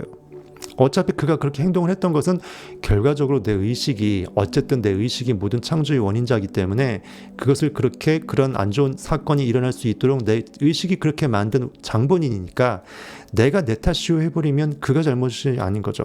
그 고깃덩어리가 그렇게 잘못된 행동을 한 것도 결국은 현실에서 팩트적으로 찢어질 놈이더라도 내 의식이 결국 그렇게 만들었다는 거예요. 그러면 내가 마음이 편해져요. 그가 잘못해서 내가 열받을 이유도 없고, 이미 일어난 일, 엎질러진 물, 앞으로 내 의식이 어떻게 방향을 선회해야 할지, 내가 어떻게 마음의 법칙을 어떻게 써야 할지, 진리 양날이 검에서 배 오른편에 어떻게 하게끔 내가 정말 그물을 던져서 153마리의 최고의 그 그물이 찢을 정도로 욕망의 그 모든 것들을 결실을 취할지, 그것만 생각하면 돼요. 내가 스스로 돌이킬 수 있는 좋은 기회로 삼으면 돼요. 그래서 위기는 기회예요. 현실이 최악의 순간에 내가 현실은 깨어나야 될 악몽임을 깨달을 수 있는 좋은 기회라고요. 현실에 반응은 안 할 수 있는 법을 배우는 거는 현실이 최고로 좋을 때는 절대로 못해요. 반응이 너무 자연스럽거든. 좋은 일 생겼는데 좋아하지 않는 게 또라이죠. 반응할 수밖에 없어요. 극단으로 내가 진짜 저주받은 것 같은 끝판왕의 바닥을 칠 때 글자 그대로 바닥을 칠 수 있다고요. 위로 솟구치는 것만 남았죠. 내 의식이 모든 만물의 구원자고 주제임을 내가 알고 현실을 무시하는 것이 나한테 좋다라는 걸 내가 알게 된 거잖아요. 현실이 꿈이다. 즉 꿈에서 깨야 된다. 어디로 깨어나요? 영혼의 4차원의 의식으로 깨어난다. 그 의식은 뭐다? 자유의지다. 창조의지다. 인식이긴 인식인데 현실에 반응하는 리액팅 인식이 아니고 스스로 내가 원하는 것을 아이언데 추구하는 보이지 않는 소망을 이미 받은 줄로 알고 있는 그 인식이다. 믿음의 인식이다. 예수 그리스도라는 거죠. 성경이 추구하는 그 진리는 그겁니다.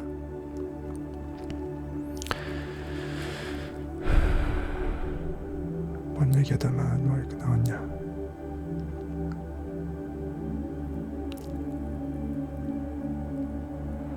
저는 당신에게 행운의 순간을 잡을 자격이 있음을 문지기들이 믿어야 한다. 문지기 역할을 할 수밖에 없는데 주변 사람들이 믿을 수밖에 없다라는 것은 내 의식이 그만큼 확고해서 그의 잠재의식이 내가 명령한 그대로 따를 수밖에 없게끔 되는 거예요. 상상하지 않으면 상상당하는데요. 내 상상력이 워낙 크면 주변에 필요한 모든 사람들이 헤쳐 모여서 나의 최고의 위대성을 발휘할 수 있게끔 그들이 역할을 할 수밖에 없기 때문에 필요한 문은 다 문지기 역할에서 다 문을 열어줄 수밖에 없어요. 그냥 자동문이에요. 오픈도어예요. 그것을 이렇게 문 열어줄 수 있는 문지기 역할을 할 수 있는 주변에 있는 모든 사람들은 알아서 이렇게 각자의 문지기가 문지기인지도 모르고 문을 열어주는 거예요. 자기가 이것이 어떤 일을 하는지도 모르고 그에게 최고의 어떤 퍼즐 게임의 그 퍼즐 조각이 되어주고 징검다리가 되어주는 것입니다. 이미 행운아인 것처럼 행동하라. 이미 나는 결과 위에 서 있음을 느끼면서 그 상황에서 의식으로서 현실을 바라보라는 거죠. 패배자처럼 굴면 다른 사람들도 당신을 그렇게 본다. 그들이 우리들을 메뚜기로 볼 것이라고 해서 12정탐꾼 가운데 10명은 스스로 쫄아버렸잖아요. 그러지 말라는 거예요. 저들이 우리의 밥이다. 아무리 현실이 거대한 거인처럼 보일지라도 다 된 밥이다. 현실은 여전히 빵원일지라도 내 300억에 3천억의 부의 느낌은 이미 다 느껴버려서 끝판왕 이제 숙성해서 정말 물로 포도주 만들면서 밥에 뜸만 들이면 찰나기 때문에 현실은 똑같이 빵원이지만 예전에 정말 밥에 뜸 들이기는 그냥 발살 물도 씻지 않았던 그 1년 전에 비하면 이미 믿음은 완벽하게 돌 항아리 6에 아기까지 이제 물이 다 차서 완벽하게 이제 숙성만 남았다라는 거죠. 그러니까 다 된 밥에 재 뿌리지 말라는 겁니다. 끝까지 믿었으면 끝까지 하라는 거예요. 끝까지 한번 뽕을 뽑을 때까지 결과 나올 때까지 끈덕지는 brazen impudence, importunity 하라는 것입니다. 철면피가 필요해요. 천국은 침노하는 자일 것입니다. 다른 사람들이 당신의 행운을 조금이나마 나누어 받고 싶어 하기 때문이다. 왜냐하면 내가 복을 받으면 내가 복의 통로가 되죠. 그럼 내 주변 사람들이 그 복의 그 떨거지들을 먹게 돼요. 그 밥상에서 떨어지는 밥알을 밑에 있는 그 강아지 개가 먹듯이 내가 복을 받게 되면 복의 근원, 복의 어떤 그 통로가 돼갖고 내 주변 사람들이 복을 받는 거예요. 이것들이 행운아들이 가장 큰 비결이다. 기꺼이 노력하고 열정을 세상에 보여주면 당신의 인생에 차이를 만들어주기 위해 사람들이 줄을 서서 기다릴 것이다. 자발적으로 말이죠. 왜 그런지 영문도 모르고 내 안의 상상력이 힘을 발휘해서 그들의 마음이 당연히 그렇게 마음을 품을 수밖에 없게끔 각각의 이유를 만들어줘요. 마크 마이어스의 책은 이를 행하는 방법을 설명하고 있다. 힐은 이렇게 말한다. 우리가 기대도 괜찮은 행운의 순간은 오직 자신이 만든 순간뿐이다. 즉 내 안에 있는 의식이 이미 그러한 상태로 느껴버린 믿음의 순간뿐이다라는 거죠. 그때만 우리가 그것에 기댈 수 있다, rely on 할 수 있다라는 거죠. 이는 끈기 있게 밀어붙이는 행동에서 온다. 이 행동은 영적 액션입니다. 고깃덩어리적인 어떤 그 인고의 세월로 낑낑대는 것이 아니고 내가 영적으로 에너지를 쏴대는 것이에요. 그것에 자연스럽게 필요되는 행동은 하겠죠. 하지만 보여지는 행동이 일을 하는 것이 아니라 그것을 행동하게끔 한 에너지, 궁극의 의식 에너지가 일을 한다는 거예요. 즉 하나님이 일한다는 겁니다. 그리고 그 행동은 명확한 목적으로부터 비롯된다. 목적이 없이는 방황하는, 표류하는 그런 나침반 없는 그런 뗏목밖에 안 돼요. 모토도 없고 뭐 방향키도 없고 뭐 돛도 없고, 그렇죠? 그래서 100명을 붙잡고 인생에서 가장 바라는 게 무엇이냐고 물으면 98명은 제대로 대답하지 못할 것이다. 대답을 재촉하면 몇몇은 비밀이라고 대답할 것이고 대부분은 돈이라고 말할 것이며 소수의 사람만이 행복이라고 말할 것이다. 행복은 목적이 아닙니다. 행복은 목적이 아니에요. 행복은 나 행복해야지 한다고 행복이 되는 게 아니라고요. 내가 진리의 선순환 가운데 있으면 행복은 자연스러운 거고요. 나의 존재감 자체가 행복이에요. 내가 존재가 유의미하고 가치가 있다라고 생각하는 그 상태가 행복할 수밖에 없는 상태예요. 그 상태 자체가 목적은 아니죠. 유의미함은 그 무엇을 현실에서 목표로 삼아서 그렇게 펼쳐내겠냐 할 때 그 무엇, 그것이 바로 목표라고요. 행복은 그래서 목표가 아니라고요. 아시겠어요? 명예와, 그러면은 그걸 목표를 이루기 전에는 계속 불행할 수밖에 없고 목표를 이룬 후에야 행복할 텐데 그것도 잠깐이죠. 현실에서 목표를 이루면은 그 다음으로 또 목표를 이루어야 되기 때문에 다시 또 불행해진다는 말이잖아요. 말이 안 되는 거예요. 명예와 권력이라고 말하는 사람도 있을 것이다. 사회적 인지도, 편하게 생활비를 버는 것, 노래나 춤, 실력 혹은 글솜씨라고 말할 사람도 있을 것이다. 하지만 이는 막연한 소망일 뿐 여기에 대한 계획을 세우는 사람은 아무도 없을 것이다. 소망은 명확한 열망에서 나온 구체적인 계획과 그것을 끈기 있게 밀어붙이는 태도에만 응답한다. 가장 중요한 게 내 영적인 의식의 태도예요. attitude. 다른 말로 무드예요. 분위기예요. 내가 영적으로 그럴 것 같은데 그것이 바로 의식의 태도거든요. 의식의 애티튜드입니다. 내가 의식이 어떠한 상태를 바라보고 있는지 의식의 시선을 말하는 것이에요. 의식에 내가 보고 있는 시점이 어디고 어느 방향으로 보고 있는지 그것을 통합해서 말하는 것이 여기서 말하는 영적인 의식의 애티튜드예요. 내가 세상을 어떻게 바라보는지를 나밖에 알 수가 없는데 내 의식의 세상을 바라보는 방향성을 내가 제대로 알고서 그 방향성을 제대로 보고 있는 상태, 모든 것을 성취한 자의, 가진 자의 여유 상태로 바라보고 있는지 항상 결핍에 끙끙대면서 원한다는 말만 하고 정말 꿈은 멀기만 하고 힘들게 자기 스스로 정말 곰이 사람이 되기 위해서 쑥하고 마늘 먹는 것처럼 힘들게 고역을 치르는 그러한 감옥의 삶인지 잘 한번 생각해 보시라고요.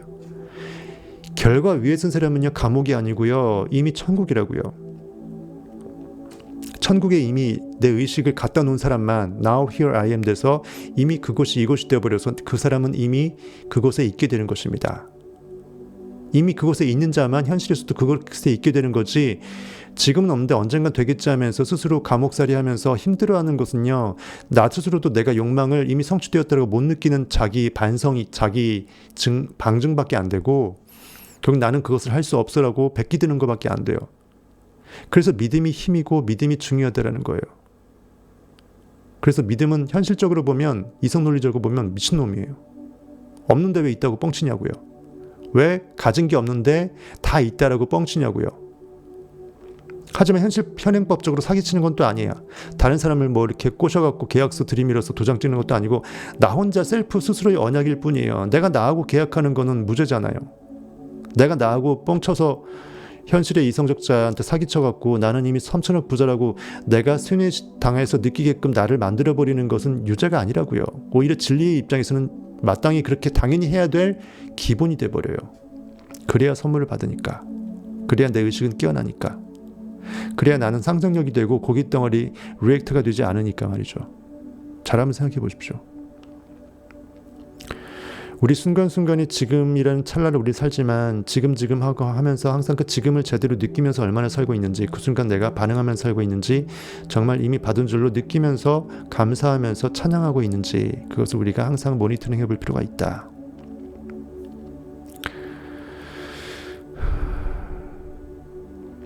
그래서 우리가 기대도 괜찮은 어쨌든 그리고 끈기를 향상시키는 법 소제목 보겠습니다. 끈기를 습관화하는 데는 4단계가 있다고 합니다. 이 원칙을 따르는 데에는 대단한 지성이 필요하지도 특정 수준의 학력도 필요가 없다. 그저 시간을 들여 노력하면 된다고 하는데요. 타오르는 열망으로 뒷받침된 그 열망을 반드시 달성하고야 말겠다는 구체적인 목표, 구체적인 계획을 꾸준히 행동으로 옮기는 것, 당신을 낙담하게 만드는 부정적인 것을 마음에서 차단하는 것, 현실을 개무시하는 것, 친지나 친구, 지인의 부정적인 의견도 개무시하는 것,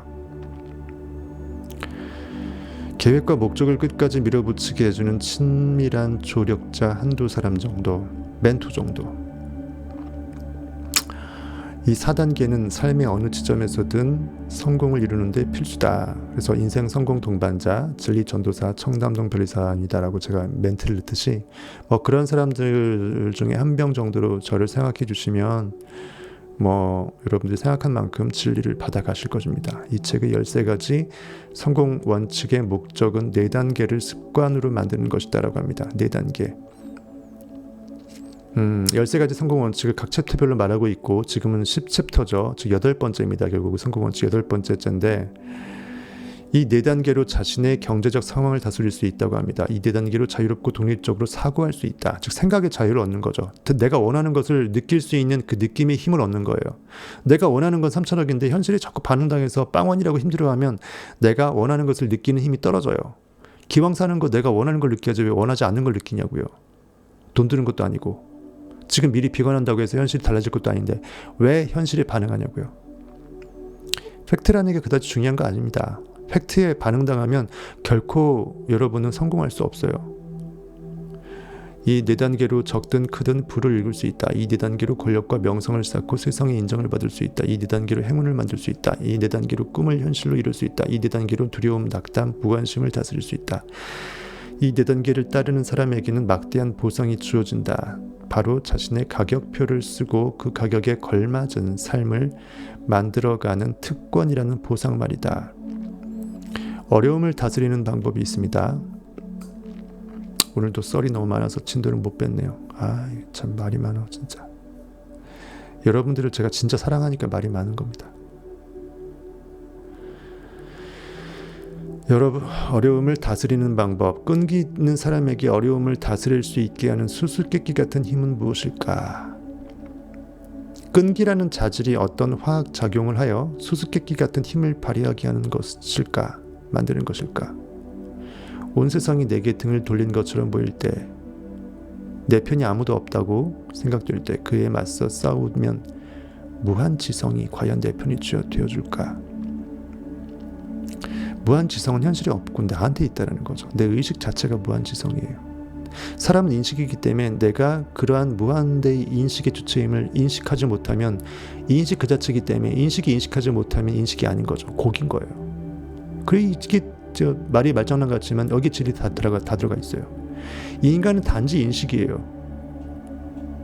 그래서 인식은 그 모든 것을 인식할 수 있는 잠재성이 있어요. 시공간이 필요 없고 어떤 돈이 필요 없기 때문에 느낌은 땡이기 때문에 그래서 잠재돼 있고 그래서 전능한 거예요. 그래서 내가 전능한 인식자라고 인식하면 인식은 전능한 인식이 되어버리고 나는 고깃덩어리 문해충이다 해버리면 진짜 고기가 되어버리는 거예요. 나는 가난하다고 생각하면 현실에 반응한 사실 팩트라 할지라도 사실 팩트이든 기단이든 중요하지 않게 그렇게 느껴버리니까 계속 그렇게 되는 거라고요. 헨리 포드가 초라한 위치에서 출발하고도 끈기 하나로 거대 기업을 세우는 모습을 보았을 때 포드 자동차죠. 이와 비슷한 수많은 질문이 마음속에 떠올랐다. 학교는 고작 석 달밖에 다니지 못했지만 세계적인 발명가가 된 토머스 에디슨을 만났을 때도 그러했다. 그는 끈기를 녹음 재생기, 영사기, 백열전구 그 밖에 모두가 알만한 수백 가지 발명품들로 변환시켰다. 에디슨도 그렇죠. 나는 에디슨과 포드를 제법 오랫동안 가까이에서 직접 살펴볼 기회가 있었다. 자동차가 각 가정에 모두 이제 말 한 마리씩 있듯이 자동차가 다 있기를 바라는 그 마음으로 포드가 자동차를 만들었죠. 따라서 그들이 어마어마한 성과의 근간은 사실상 다른 자질이 아닌 끈기라고 확실하게 말할 수 있다. 나도 모르게 내가 이걸 욕망케 했으면 다 이유가 있을진데 진리가 나를 땡기면 가야 되는데 하다가 포기해버리면 아니가만 못하기 때문에 내 안에 필이 땡기는 그 필을 믿는 거예요. 그래서 자기 확신이 높은 자가 왜 성공하느냐, 그 필이 우연이 아닌 완벽한 필연의 필이라는 것을 내가 스스로 필연적으로 인식하기 때문이에요. 그렇게 믿어버리는 자한테는요, 천하장사 당연히 장사가 없어요. 그렇게 생각하는 건 지 마음이기 때문에 누가 외부에서 아니야 너는 이렇게 느껴야 돼 하면서 반대로 끌고 갈 수 있는 명분이 없어요. 그만큼 믿음이 없이는 하나님을 기쁘시게 하지 못하느니라고 성경 말씀되어 있습니다. 우리가 결국은 사람의 인식인데 내가 나를 못 믿으면 누구를 믿을까요? 내가 내 인식이 전부임을 인식하지 못하면 인식일 뿐인 인식 자체인 고깃덩어리 사람 아담이 아무것도 아닌 것가 돼버려요.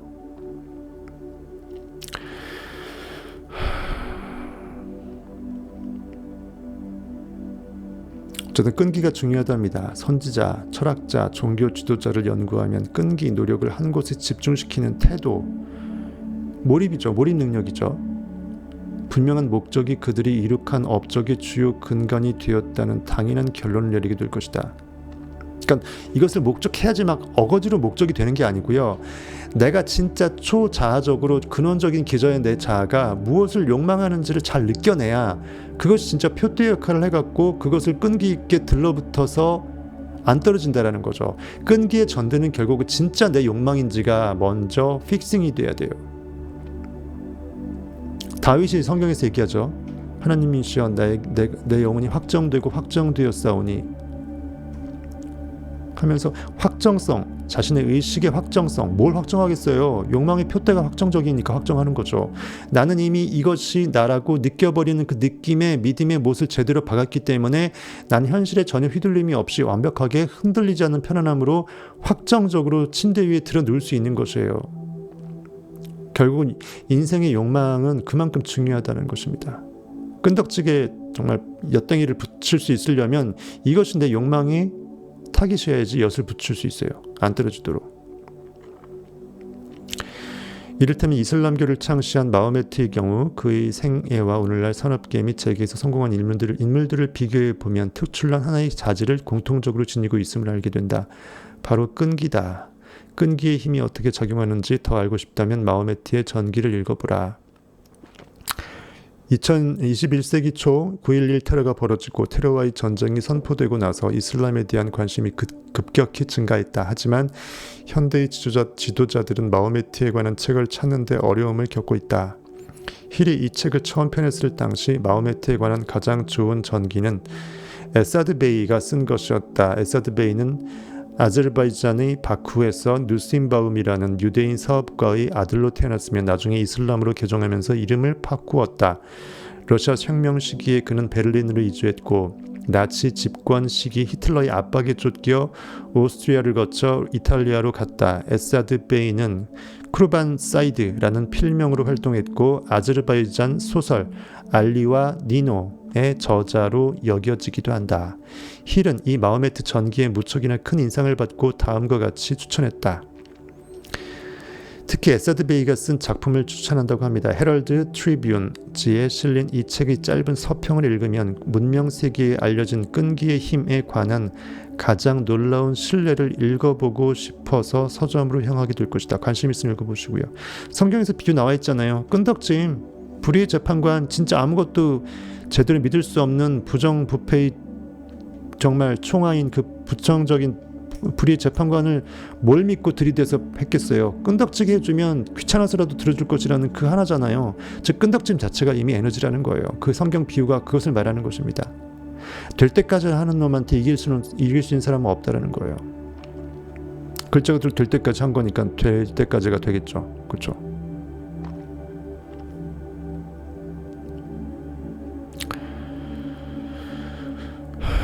그 다음에 마지막 예언자에서 토마스 썰그루라는 사람이 있나 봐요. 마호메트는 예언자였지만 기적을 행한 적은 없다. 신비론자도 아니었으며 공교육을 받지도 못했다. 그는 40이 되어서야 자신의 사명을 행하기 시작했다. 그는 신의 사자임을 천명하고 참된 종교의 말씀을 전하기 시작했을 때 그는 미치광이로 매도당하고 조롱받았다.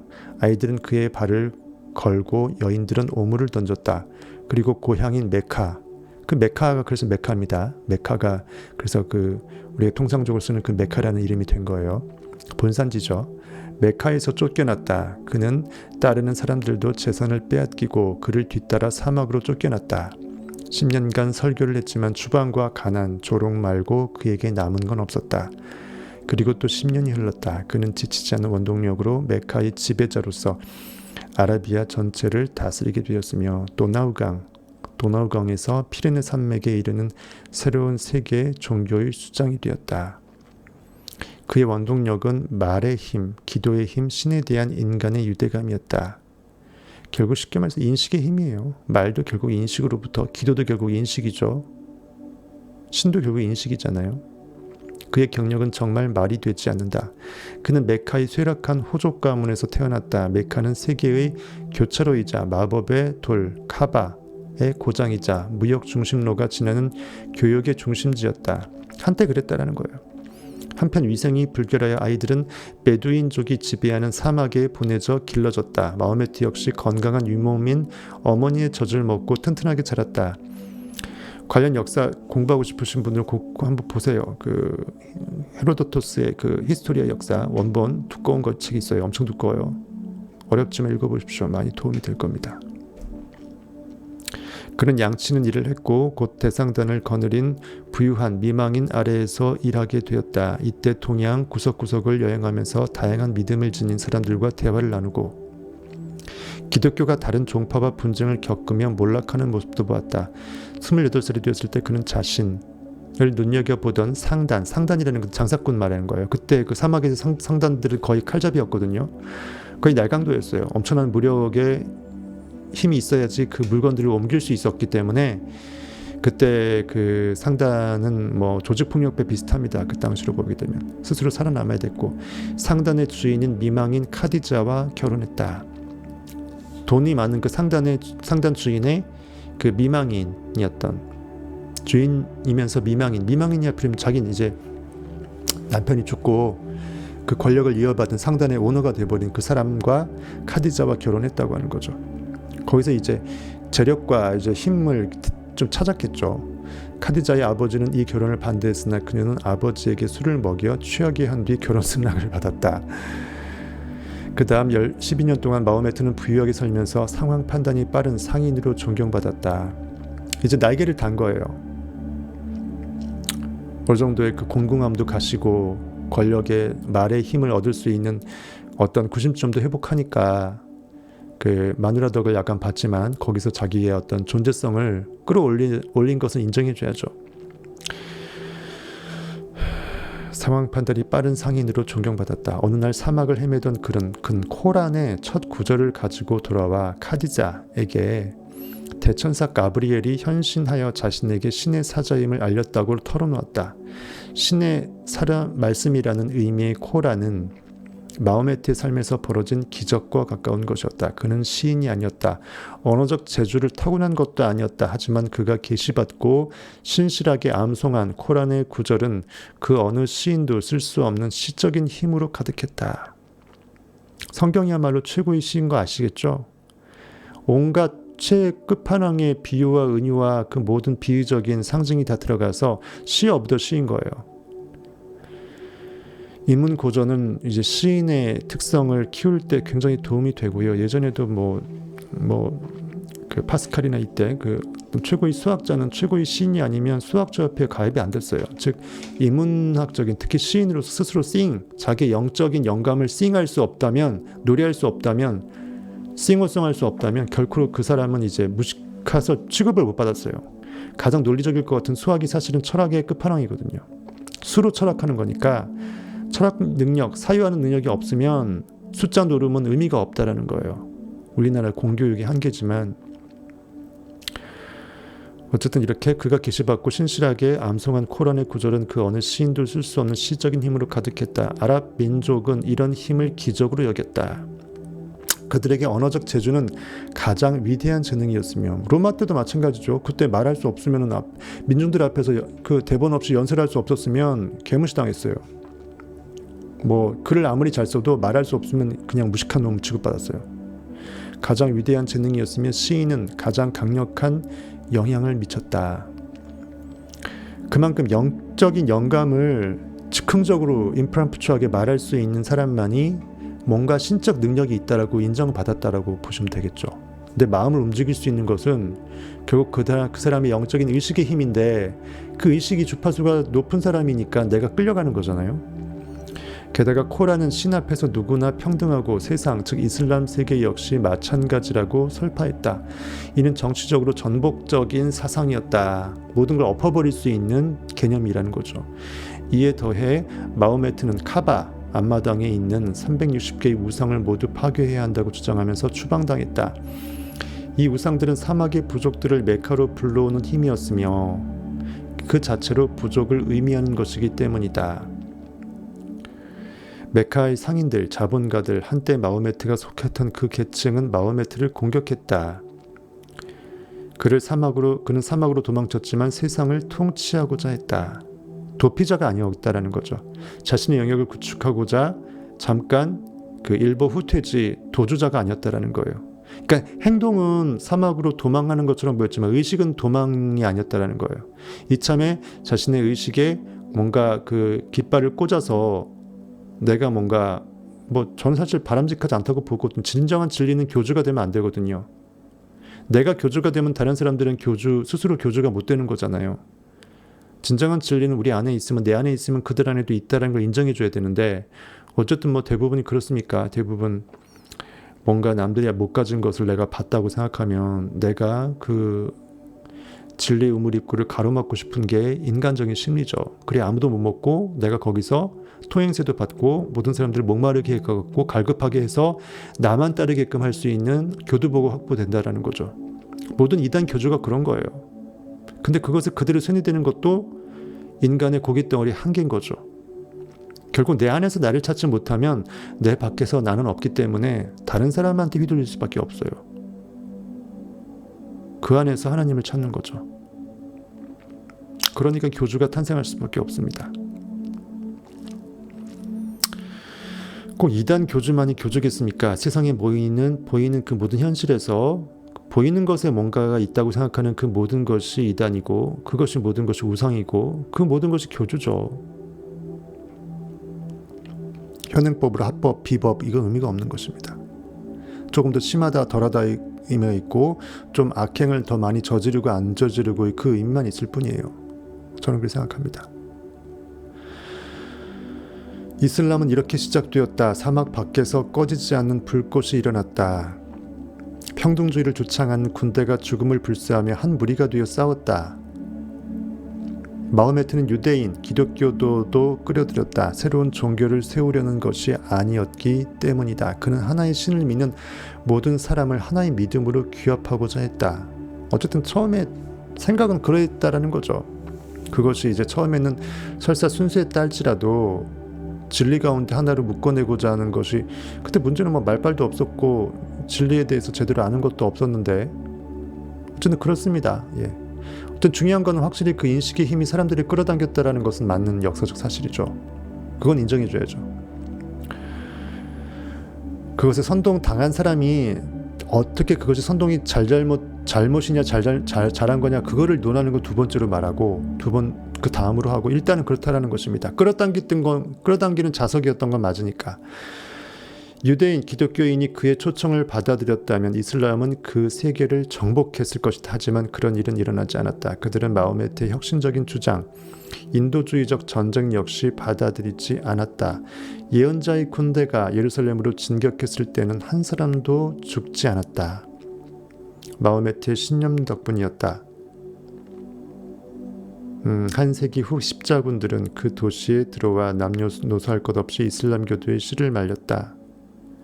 하지만 기독교도가 이슬람교도의 생각 중에 채택한 것이 하나 있었다. 바로 대학이라는 개념이었다. 기독교도가 이슬람교도의 생각 중에 채택한 것이 하나 있었다. 바로 대학이라는 개념이었다. 이 대학이 뭔 말하는 건지 되게 애매하네요. 그거로 끝나네요.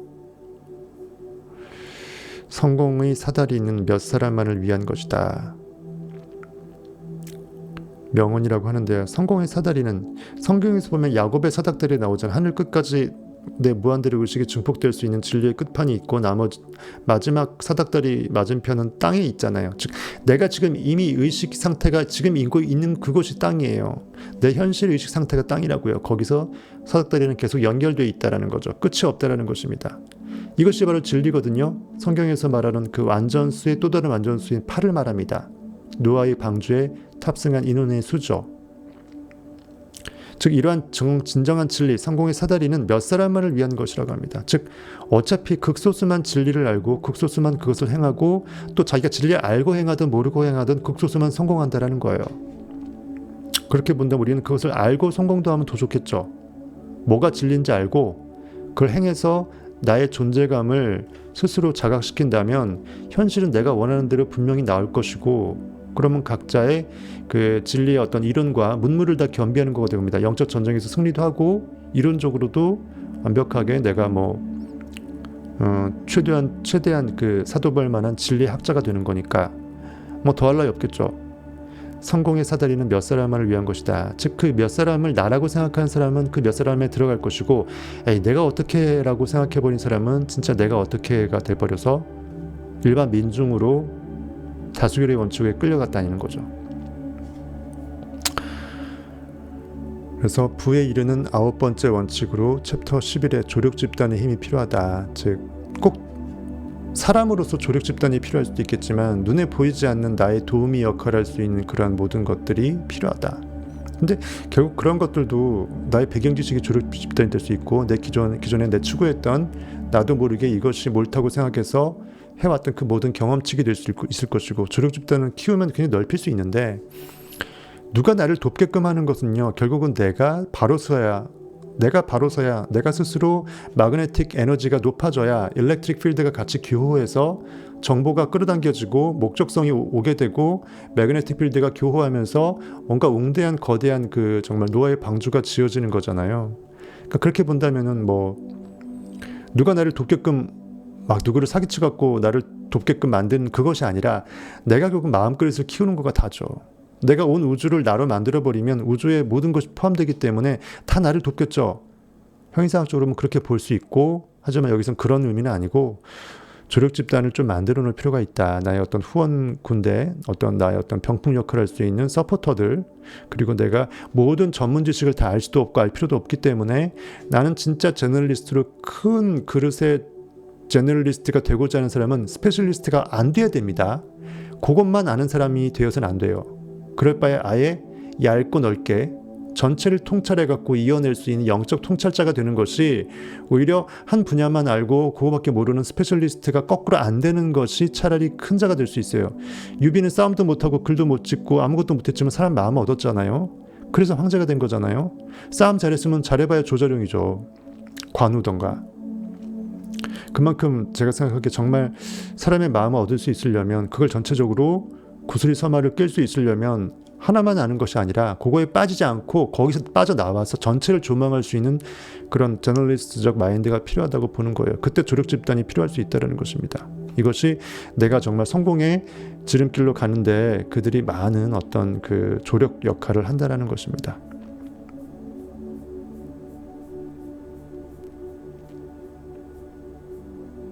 이번 챕터는 좀 작긴 작은데 결국 오늘도 2시간 정도 됐어요. 여기서 끝내야 될 것 같아요. 그래서 요거 다음 시간에 다음 주에 한번 하겠습니다.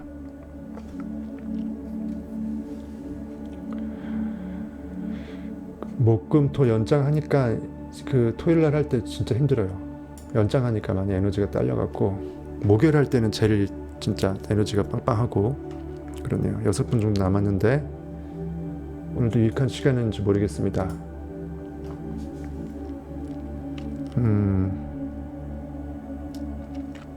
이러한 책들은 진리서가 아니기 때문에 형이상학적으로 끌어올려서 보셔야 되고요.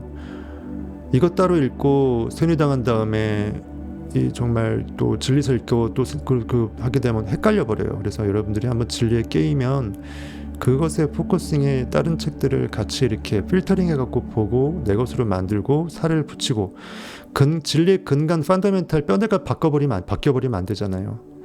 약간 특히 이제 외국 서적은 번역자의 번역으로 제대로 진의를 왜곡시켜서 번역할 수밖에 없는 여지도 있고, 어쨌든 뭐 내 스스로 영적으로 성경책 보듯이 통찰할 수 있는 사람이 아닌 이상 이런 책들은 온갖 책들마다 자기 주장이 다르기 때문에 그 용어도 다른 뜻으로 쓰일 수 있고 다른 어떤 패러다임이 있기 때문에 결국 내가 나도 모르게 나의 그 정체성을 거꾸로 흔들어 버릴 수가 있어요. 좋은 쪽이 아니면 나쁜 의미로. 어쨌든 그런 거 감안해서 어떤 그런 예시가 될 수 있을 것 같아요. 이런 어떤 그 조지 디스펜자의 당신도 초전적이 될 수 있다라는 책이라든지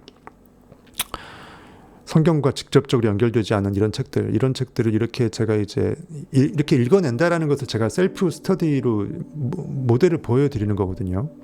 이런 식으로 여러분들이 평소에도 좋은 책이 있으면 자기의 기존 진리 마인드를 업시키는 방향으로 기존 책들을 보더라도 참고하는 쪽으로 해서 필요한 것만 받아들이고 약간 그대로 받아들이기에 무리가 있는 것들은 조금 더 각색을 해서 받아들여서 여러분들의 전체적인 그 집이 따로 놀지 않고 진리라는 하나의 집이 거대한 웅대한 저택이 될 때, 리빌딩이 될 때 같이 일목요연하게 같이 갈 수 있도록 벽돌 한 장 한 장 주워서 담아서 탑재를 시키면 될 것 같습니다.